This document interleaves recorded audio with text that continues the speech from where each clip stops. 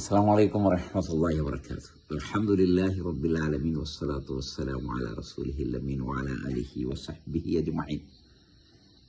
സഹോദരങ്ങളെ, നമ്മുടെ നാട്ടിൽ മരിച്ചു കഴിഞ്ഞാൽ ചില ആളുകൾക്ക് ശക്തി കൂടുകയാണ്, മറഞ്ഞ കാര്യം അറിയുകയാണ്, പലരെയും രക്ഷിക്കുകയാണ്, ലോകം മുഴുവൻ നിയന്ത്രിക്കുകയാണ്, വിമാനങ്ങളൊക്കെ നിയന്ത്രിക്കുകയാണ്, ലോകത്തുള്ള എല്ലാ കാര്യങ്ങളും അവർ ചെയ്യുകയാണ്.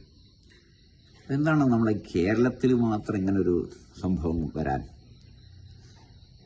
ലോകത്തിൻ്റെ എല്ലാ ഭാഗത്തും ഇങ്ങനെ കേട്ടുകേൾവി ഉണ്ടായാലും ശരി, നമുക്ക് പ്രമാണങ്ങളിലേക്കൊന്ന് മടങ്ങാലോ, അല്ലേ?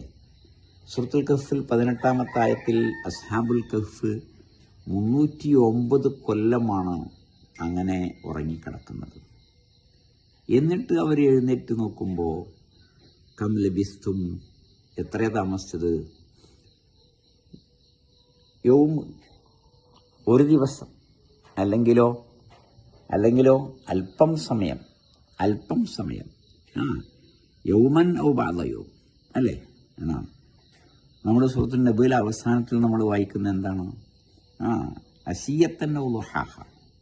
ആൾക്കാരൊക്കെ കുറച്ചു സമയം, ഒരു വൈകുന്നേരം അല്ലെങ്കിൽ ഒരു ളുഹ വരെ, അത്രയേ ഉള്ളൂ കാണാൻ. എന്താണ് നമ്മുടെ നാട്ടിൽ മാത്രം ഇങ്ങനെ വരാൻ?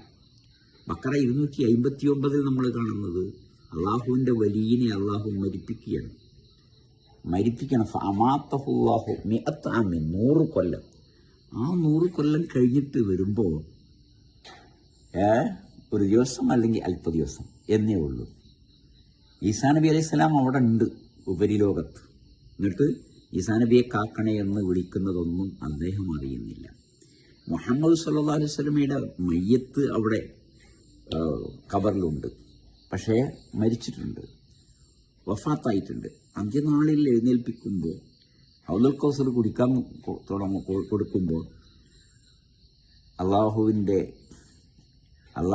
അടിമകളായ ചില ആൾക്കാർക്ക് അവിടെ വെത്താൻ കഴിയുന്നില്ല. എന്തേ? ഇതിൻ്റെ ചങ്ങാതിമാരാണല്ലോ എന്ന് പറയുമ്പോൾ മറുപടി, യാ മുഹമ്മദേ ഇന്നക ലാ തദ്രീ, എനിക്കറിയില്ല, മാ അഹ്ദസു ബഅദക, നിന്റെ കാലശേഷം അവർ ചെയ്ത ബിദ്അത്ത്. ഇതൊന്നും ഇവരൊന്നും അറിയുന്നില്ല. നബിസ്വാസം അറിയുന്നില്ല, ഈസാ നബി അറിയുന്നില്ല, വലിയ ഔലിയ അറിയുന്നില്ല. കേരളത്തിൽ മാത്രം കുറേ ആൾക്കാർ ഇതൊക്കെ അറിയുന്നു എന്ന് പറയുന്നത് സത്യമാണോ? അതുണ്ടോ? ഇല്ലാത്തതാണ്. അള്ളാഹുവെ അനുഗ്രഹിക്കണം. സത്യത്തിലേക്ക് എല്ലാവരും മടങ്ങണം. അള്ളാഹു അനുഗ്രഹിക്കട്ടെ. അസ്സലാമു അലൈക്കും വറഹ്മത്തുള്ളാഹി വബറകാതുഹു.